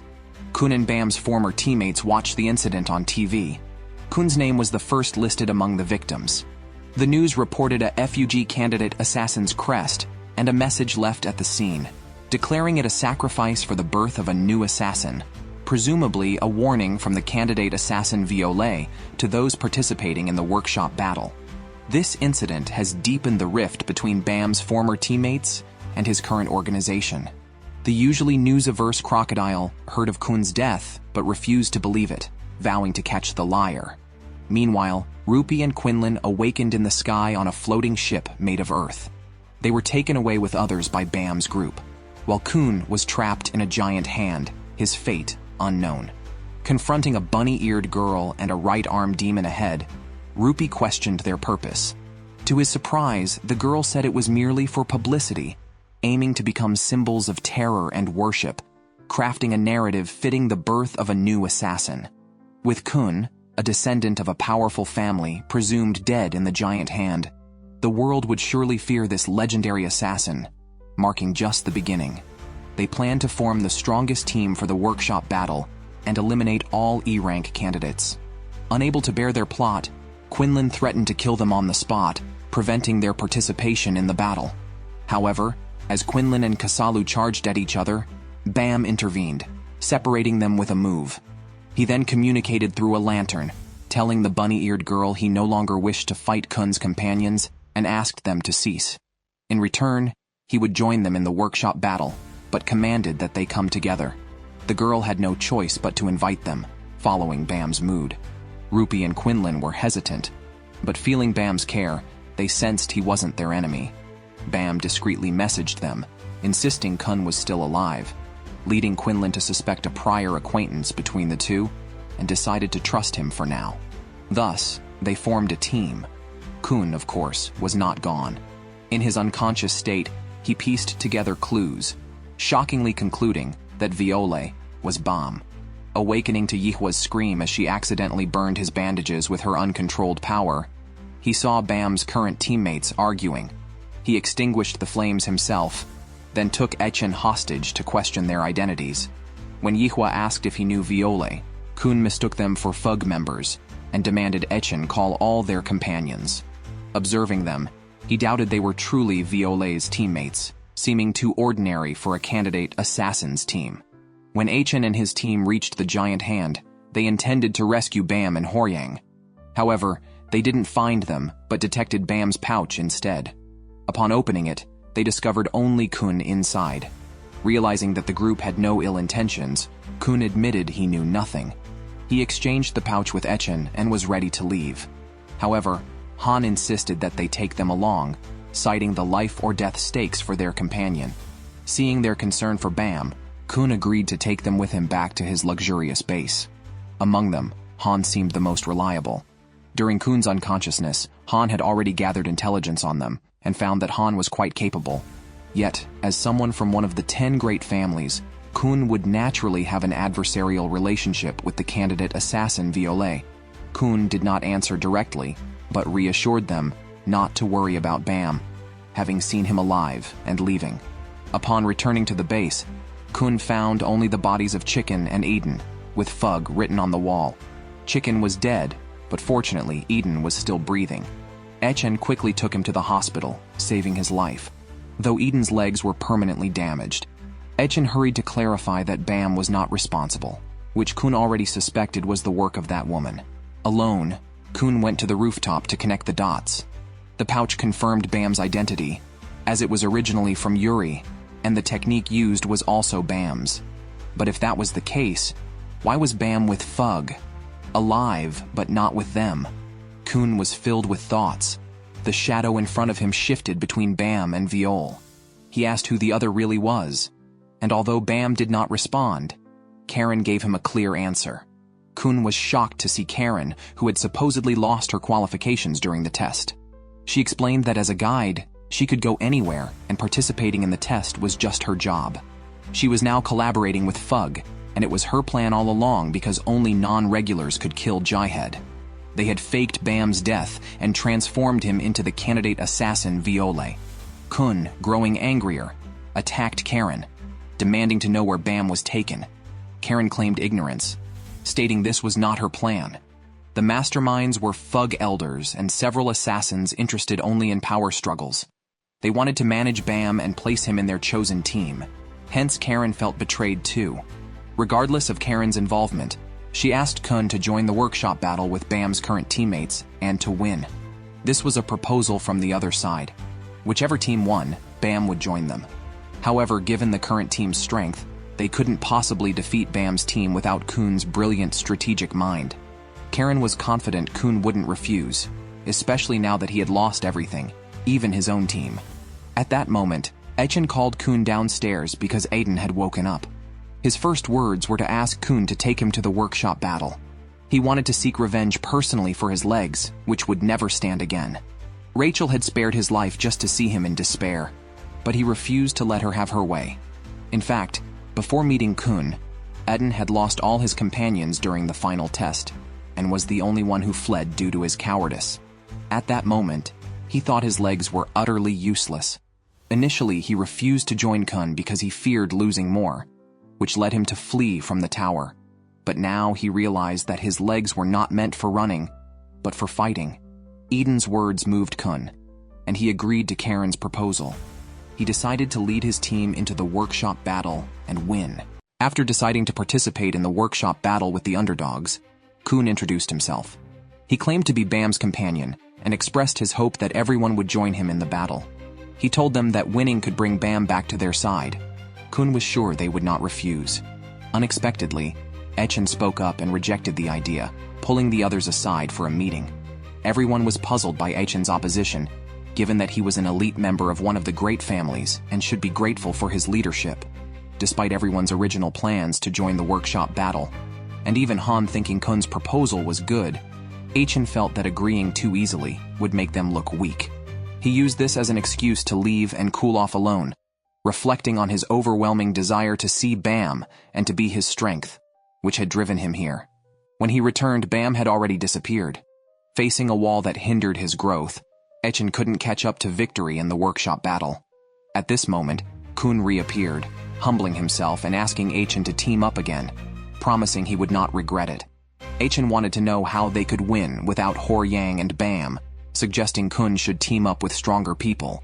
Khun was speechless at this refusal, even cursing under his breath, insisting his team could not lose, and their victory was certain. He was prepared to use any means necessary to defeat their opponents and make them beg for mercy. Even if they won, Bam's return was uncertain, but they had no other choice. Moved by Khun's words, Echen finally shook hands with him to form an alliance. Meanwhile, Hor-Yang had just woken up and was about to confront Kasalu, who preemptively invited him to join the workshop battle, mentioning that Teacher Sophia was waiting. Fug's team for Bam was now complete, including Hunter Ripper, whom Bam disliked. Bam simply focused on preparing for the next test. At the same time, Echen and the others were undergoing Khun's rigorous training for a whole month without rest, turning them from underdogs into slightly less underdogs. Echen was so terrified that he begged for mercy on his knees. Fortunately, Khun finally let them go because they had a test the next day. In front of Eden, Khun admitted his own insecurity, assuming the others felt the same. Goseng stayed up discussing tactics with Emily, while Khun encouraged her to be confident. Mana voluntarily took on extra training, and since the young master couldn't rest alone, he joined him. Yua practiced fire control alone in her room, determined not to harm her teammates during the test, but her efforts were so noisy that Han couldn't sleep. By the next morning, everyone looked utterly exhausted. What could Khun say? He just let them sleep on the way.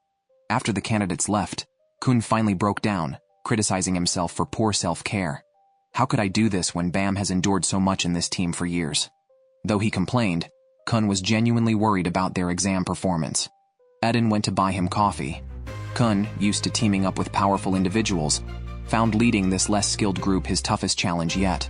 Meanwhile, Khun's formidable teammates, Rupi and Quinlan, were feeling overshadowed. Despite disliking it, they had to admit this team stood out. They were also joined by Bam and Khun's former teammates for the workshop battle. Soon, Khun received the exam results. Echen and the others had passed on their own merit and qualified for the workshop battle. The next day, they took a floating car to the 30th floor. Echen, a big fan of Androsi, couldn't wait to meet her in person. Khun reminded him that they would be opponents, but Echen started fantasizing about a love-hate relationship with Princess Androsi. Khun, knowing Androsi well, could hardly bear to listen. On their way, they saw the Archimedes, one of the top 5 floating ships, where the workshop battle would take place. Khun noticed a sphere at the rear of Archimedes and wondered if it had always been there. Nobody else seemed to care. As soon as they disembarked, Echen and the others rushed to claim rooms. Khun remembered his promise with Karen. During the workshop battle, no one must know that he and Bam were still alive, including former teammates. Breaking this promise would nullify their bet. Khun wondered if his old friends would be sad to hear of his supposed death. Probably not. On the other side, Rupi and Quinlan shamelessly asked Bam to persuade the FUG to unlock their shackles. Bam agreed, but they continued to be monitored. Rapport instructed Bam to inform him whenever he left. After Rapport left, Bam asked Rupi and Quinlan to trust him. At this point, they had no other choice but to not assist the substitute assassins. That night, Bam stood alone on a rooftop, overlooking the city, knowing everyone was somewhere close. Suddenly he saw a man being chased into an alley. The pursuers left, but as the man dropped his phone and picked it up, calling out Emily's name, the chasers returned and surrounded him. Bam intervened and quickly dispatched the attackers. Expecting gratitude, Bam was stunned when the man yelled, "What are you doing?" Confused, Bam fled with the man. It turned out the pursuers were robots. Destroying them only triggered the deployment of stronger robots. Now in deeper trouble, the man chose to consult Emily first, then followed her directions to escape through the sewers. He also set up a jammer on the wall to evade patrols, explaining his actions and setting traps as they moved. Princess Androsi Jihad, who is receiving much attention, is currently being interviewed. When asked by a reporter why she decided to participate in the workshop battle, Androsi responded, "Do I even need a reason?" Her supporters immediately cheered. The reporter then asked if she had any particular opponents in mind, noting that Viole, a substitute killer from FUG, was also a seed player in this battle. Androsi boldly declared she would teach him a harsh lesson, stirring excitement not only among the audience at the venue, but also among Echen and Eden, her die-hard fans. Khun, standing nearby, was indifferent, puzzled about what they found so appealing in her. Regardless, Echen and Eden had become close friends and even planned to watch a movie together. Khun, however, had more pressing concerns. He pondered why all the participants were gathered here 2 days before the departure of the airship, suspecting some sort of plan was underway. Suddenly, the TV signal was lost, and a logo appeared. The person on screen, claiming to be one of the hosts of the workshop battle, announced a game to prevent boredom while waiting. This game allowed participants to win boarding passes to board the Archimedes, which was set to leave in 2 days. Essentially, this was a preliminary elimination round where winners could qualify for the workshop battle. The host began explaining the game, distributing a pistol to each contestant. There were only 248 boarding passes available. Defeating an ordinary person with the gun would secure a pass. Each person had only 1 bullet. A miss meant elimination. Alternatively, contestants could steal guns from others, with a maximum of 6 bullets per gun. After the first shot, a selector would activate, offering 2 modes. Light shots would teleport the hit person to the Archimedes, and the first person hit would receive the Blood Tamara. The one using light shots to send the most participants to the Archimedes would receive the White Heaven. Additionally, defeating a happiness sprite flying on the island would also secure a boarding pass and a super rare item. As the host counted down from 1 minute, Khun and his team quickly strategized. Dark shots were risky, while light shots were more certain. They decided it was best to shoot among teammates. Khun suggested starting by collecting bullets. Just as Echen was about to look for a place to ambush, Khun pointed a gun at his forehead and said, "Goodbye, Echen." As the countdown ended, a scream from Echen echoed through the room. The people guarding outside rushed in only to find the room empty. The next second, they were all captured by Khun, who had circled behind them. Khun now had 2 bullets at his disposal. His earlier act was a ploy to use Echen's scream to lure the enemies in. He hadn't told Echen beforehand because he doubted Echen's acting skills. Echen was stunned, finding it exhausting to be part of Khun's team. At that moment, Goseng and 2 others contacted them. They were all right but couldn't reach the young master in Mana. Khun quickly thought of a plan and asked Echen if he wanted to try something foolish. Other teams also took action at this time. As Hatch and his group ran, they blamed each other. Why did we rent a room so far away? And Androsi was missing. Just as they finished speaking, Androsi appeared in front of them, bringing 4 paparazzi with her. She confiscated their guns and bullets. The paparazzi were furious, accusing them. "The FUG members are staying in a nearby hotel. Why attack us ordinary people? We will leak this to the media." They even said they would side with Viole. Hatch couldn't remain indifferent. He directly asked them which hotel, then consulted his teammates on what to do next. As the number of boarding passes continued to decrease, no one could tolerate this humiliation. Indeed, they shouldn't have targeted ordinary people, but should hunt FUG. Just as they left, the paparazzi asked Androsi how their act was. Turns out it was Androsi's intention all along, just to make her teammates confront Bam. She also asked Emily where Bam was. At the same time, Bam's current teammates were asking the same question. Unable to find Bam, the lizard sister and her group came looking. They planned to collect some bullets first, but decided to rush in when fewer than 100 boarding passes remained. Now, Ripur and his group were surrounded, unable to find Bam and impossible to leave Bam behind. They could only hold their ground, both sides waiting for the moment when fewer than 100 boarding passes remained. Meanwhile, Bam was setting traps with a man he just met. The man introduced himself as Traveler. Bam told him his real name and asked why the patrol was chasing him. Unexpectedly, Traveler planned to sneak onto the Archimedes to save his beloved. Bam remembered Rachel. Traveler then said, he must rescue his beloved before the workshop battle ends, because the ultimate prize of this maker's battle is a human. As he spoke, a cutting sound came from ahead. Bam and Traveler immediately retreated. Sure enough, the patrol had caught up. Traveler turned and ran, but Bam stayed calm, ready to strike when the machine attacked. However, at the critical moment, Androsi broke through the wall. Seeing his old teammate, Bam's heart stirred, but it was clear she was coming for him. Before Bam parted ways with his teammates, he had a private conversation with Androsi. They enjoyed their time together, and Androsi even asked Bam to go on a date with her, requesting him to dedicate the entire day to her alone. Bam agreed without hesitation, and they planned to go on a date after their test. As Androsi was about to leave, she accidentally twisted her ankle. Bam quickly supported her and suggested she switch to more comfortable shoes. However, by the time they met again, they had become enemies. Androsi burst through the wall and quickly destroyed a robot with a few kicks, then held a gun to Bam's head, calling him by his current name. Assuming Bam would be a muscular man with long hair, she was surprised by his frail appearance. Bam did not want to show his face, and Traveler could not believe that Bam was the rumored Viole, thinking there might be some misunderstanding.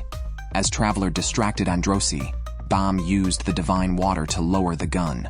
Seizing the moment, Bam immobilized Androsi briefly and tripped her with a slide tackle.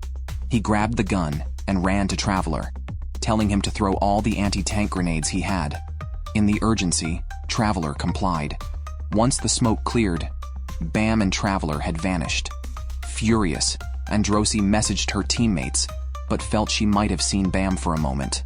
After escaping danger, the woman with them still did not believe Bam's true identity, thinking he could not be the bad guy. Since the patrol and Androsi did not follow them, they decided to part ways and agreed to meet on the Archimedes. Traveler had told Bam that the prize for the workshop station was a human, although the details were unclear. However, their immediate priority was to obtain the pass. Bam hurried to the hotel, while Echen's old opponents, Red Hair and Scarface, had also begun their move. Han was about to leave with two girls when they were stopped by the duo. Scarface held a gun to Han's foot, demanding they drop their weapons and surrender. Then Echen's voice came from behind. He had captured Red Hair as a hostage. It was now a question of who was quicker on the draw. Khun arrived late, revealing that everything was part of his plan. Known to them, even Scarface, who couldn't understand why such a big shot would associate with weaklings, was puzzled. Khun only offered them two choices: end the game or hand over all their bullets and be sent up to the Archimedes using luminous bullets. They could also choose neither, in which case neither party would have the advantage. Eventually, Scarface chose the second option. After sending them to the Archimedes, Goseng hurriedly mentioned that young Master and Mana were missing. Khun decided not to worry about it, reasoning that if they couldn't handle this minor issue, they couldn't win the workshop battle. He asked others to trust them and go up first. Han was the first to stand by Khun, so Khun shot him up there. Meanwhile, young Master and Mana were entangled by a giant octopus controlled by a little girl. She fancied them as a couple and wanted to turn them into her own dolls and have them marry. After setting her plan in motion, she left to meet up with her teammates. Elsewhere, Bam and Khun's former teammates finally began their move, preparing to attack the hotel where Viole was staying. Inside the hotel, Rapport was anxiously waiting for Bam and was nearly frantic. At that moment, the spear wielder across from them made a move, shattering a window and boldly invading the hotel, where she was met by Quinlan. Kasalu's opponent was Hatch, with whom he was already well acquainted. The battle hadn't started yet when the rabbit-eared girl finally contacted Bam. Bam said he was on his way back and learned from her that enemies, including Androsi and her companions, had arrived at the hotel, complicating his feelings as his former and current teammates were now confronting each other. On his way, a group of reckless foes tried to stop him, but an anxious Bam broke through directly. By this time, Anak and Quinlan had already started fighting. Quinlan didn't really want to fight. It was just his sarcastic tone that provoked Anak, who had a quick temper. As a result, the onlooking Rupee ended up getting beaten. Below, Hatch and Kasalu also began their fight. Hatch had lost to Kasalu before and sought to redeem himself. Only a few rounds into their fight, Kasalu's right arm had a bloodstain, and with every exchange, the wounds increased. Since his defeat, Hatch had intensified his training, while Kasalu didn't believe that mere training could lead to victory and charged again. Hatch then aimed for his arm and chopped upwards. Countless sword swings were bound to have an effect. He wanted his sword to be sharper than the right arm demon, the humanoid weapon. Eventually, Hatch raised his sword to Kasalu, questioning why the strongest weapon was with Fug and what he hoped to gain from the workshop battle. Kasalu responded off-topic, only admiring the sword that grew stronger with its master. Just then, Bam finally rushed back to the hotel.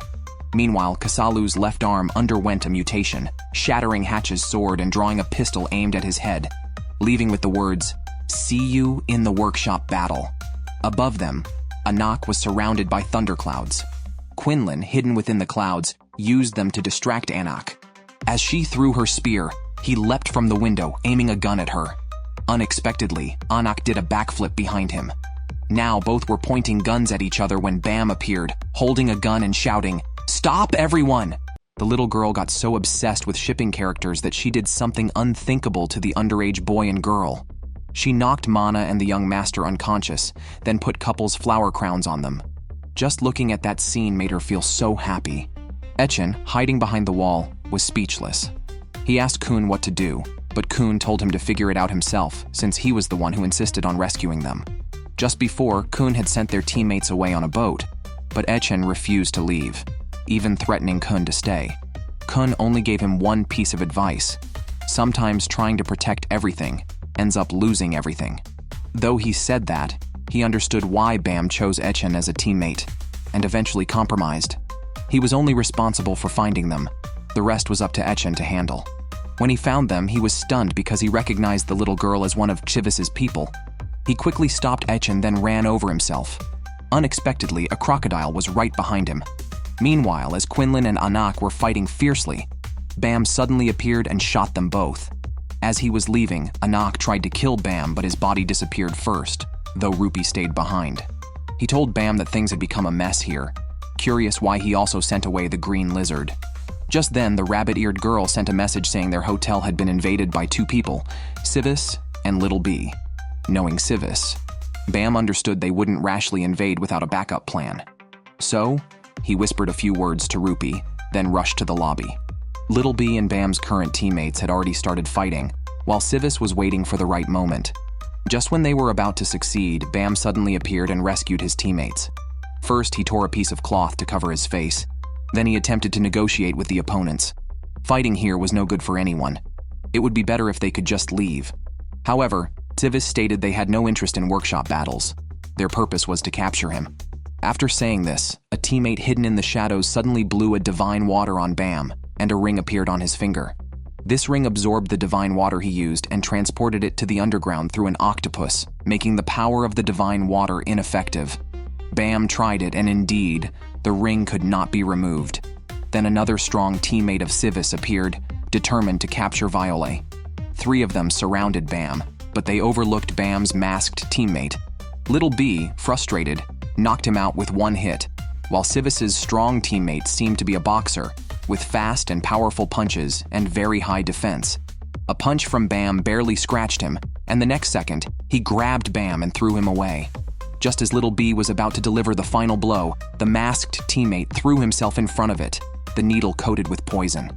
If the honey from Little B's hand was not applied within 5 minutes, the venom would spread throughout the body and be fatal. Bam, emotionally conflicted, finally activated the mysterious power within him and knocked the boxer down with one punch. When Little B tried to ambush him, he instantly subdued the honey sting. Both parties paused temporarily. Civis began brainstorming. Since the opponent's abilities were still unclear, continuing the fight would be disadvantageous. Should they give up this opportunity? Surprisingly, Bam had no intention of killing them. He only demanded the honey and bullets to release them. If refused, he would abandon his teammates and shoot the man onto the boat. He was confident that Civis would not abandon his teammates, and indeed, Civis did just that, reluctantly handing over the honey to Bam after bargaining to deactivate the ring only after Bam used the light bullets on the boxer. Meanwhile, Etchen was puzzled about what the girl was doing and why the giant octopus suddenly began glowing. As Khun hurried towards him, advising Etchen to find a way to deal with the adversary, they encountered Horyang, who had left the group but seemed not to notice him. The little girl received a communication from Civis. Before retreating, Horyang arrived first. Civis instructed him to avoid confronting the man and to quickly retreat to board the Archimedes. Seeing his teammate arrive, Etchen appeared and demanded the girl return the young master and Mana, but she left with them on the octopus. With no other choice, Etchen shifted his focus to Horyang, inquiring where he had been, receiving only indifferent responses. Everyone who should be on the boat was now aboard. Previously, Bam had instructed Rupi to use the bullets to send his teammates up. Having spent some time together, Rupi knew Bam was not a bad person and even worried about his condition, given the immense pressure he carried. Bam mentioned that his life had no further meaning anyway, and it was urgent to board the Archimedes, unaware that Khun overheard their entire conversation from hiding. After regrouping, Civis reflected that he had underestimated Viole, which led to their well-prepared plan failing. However, it wasn't a problem, as there would still be opportunities once aboard. They then helped each other send teammates off. Now, only 9 spots remained on the boat, with Khun, Etchen, a suddenly appearing crocodile, and Androsi, who had been duped in the ruins, cursing at Viole. When she saw Traveler attempting to escape, she seized him to inquire where Viole had gone. Traveler claimed not to know Viole, having just been with a man named Bam, which left Androsi stunned. Finally, everyone who needed to be on the boat was aboard, and the workshop battle officially commenced. The organizers aimed to profit from this event, featuring renowned participants like the substitute slayer Viole, the immensely popular Princess Androsi, the strongest E-rank Mad Dog, and creations like White Heavenly Mirror and Blood Tamara. The spectators on the boat could also place bets, ensuring a profitable event for the organizers, who needed a script to make money. The man in the suit was specifically hired to manage the event, while the other 2 focused on research, their subject being Emily, who many relied on. Life on the Archimedes is quite comfortable. Civis leered at a beautiful girl passing by, almost getting his waist kicked in by Anak the next second. They also encountered many old acquaintances on the ship. Civis's team wasn't doing well. Hatch's sword broke, and a boxer teammate was injured. Fortunately, Androsi caught the intruder at the last moment, who was allowed on board without a ticket after an interview. Androsi just finished an interview when she saw Bam and his group. The audience is eagerly anticipating a showdown between Princess Androsi and the substitute slayer. When asked by a reporter about facing him in the eliminations, Androsi didn't answer and walked away, preoccupied with the realization that Viole is Bam. After capturing Traveler, she handed him over to the guards without hesitation. In desperation, Traveler knelt and pleaded to be taken aboard, claiming Emily would die without him. The guards thought he was delusional, questioning how an app could die. Traveler insisted Emily wasn't just an app, but an orphan who saved his life, and she was on the ship. Androsi was overwhelmed by these revelations, unaware that her former teammates had already met. Crocodile immediately called Aishen a turtle son, a nickname that hadn't changed. Khun reassured him, explaining that Crocodile is just bad at remembering names. Etchen trusted Khun with Crocodile, who surprisingly knew a lot, including Rachel's betrayal and Bam's survival, information Karen told him, even though Khun was advised not to share it. Meanwhile, Etchen and others started eating deliciously. during their meal, Khun was suddenly kicked out and argued with Crocodile, who urged him to bring Bam back and not overcomplicate things. Khun insisted on staying put for Bam's sake, which Crocodile disliked, leading to a heated argument. Only Echin, bringing desserts to the rooftop, found Khun. Although they fought upon meeting, Echin could tell they were close friends. Khun tends to take on too much because of his childhood experiences, feeling uneasy whenever he acquired a precious gem, hiding it instead of wearing it. Echin encouraged him not to hide this time but to share with everyone, leaving the friends together. Crocodile brought a chocolate bar, genuinely happy upon learning Bam was alive. Hearing that they could meet Khun here made it seem like the three could climb the tower together. However, Khun had other ideas. Although Crocodile isn't very smart, his simplicity sometimes enables him to get along with the clever ones. Khun then revealed his plan. They couldn't acknowledge Bam until after they defeated Fug in the workshop battle, won the prizes, and reclaimed Bam. After hearing this, Crocodile laughed heartily, saying, "As expected, the turtle son hasn't changed." Confident in his own plan, Khun was determined to reclaim Bam in tomorrow's elimination round using even more underhanded tactics than FUG. Meanwhile, Hatch, holding his phone, arrived at the workshop and unexpectedly bumped into Kasalu and Horyang at the entrance. He immediately hid and quietly followed them into a room where Horyang's beloved teacher, Sophia, stood. Overcome with emotion, Horyang burst into tears and embraced Sophia, who comforted him by stroking his head as she had done before. Outside, Hatch was utterly baffled and was soon discovered. Outnumbered, he was captured and thrown into a dark room. The man who found him, wearing a hood, was called a brother to Horyang and Kasalu by Sophia. She then showed them her research, a massive machine named Emily, which she claimed could become a powerful weapon that would shake the tower once awakened.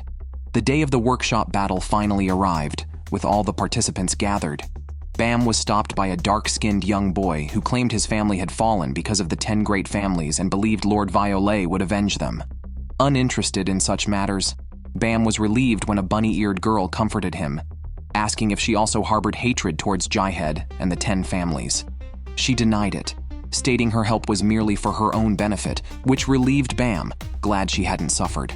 With just a few words, he captured the heart of the beautiful girl, and even Rupee, a former rival, remarked that Bam had a glow that would make people follow him anywhere. As the host explained the rules, the audience became excited. The first stage of the workshop battle involved capturing a flag, with the first 3 of 8 participants to place their flags in a hole declared winners. Dropping the flag or letting it fall out of the arena would disqualify the participant. Although it was an individual battle, it wasn't just about winning. Team leaders had to gamble like gamblers in the game, with only the top 6 scorers advancing to the final elimination round. Thus, it was both an individual and a team battle. The first group to appear included Echin and Han, and to everyone's relief, Mana and the young master were also safe. Now that the team leaders had placed their bets and the participants had arrived at the venue, Echin and Han eagerly stepped out, only to see the young master in a sailor suit, bruised and battered. The first thing they said was for both to run away because Mana had gone mad.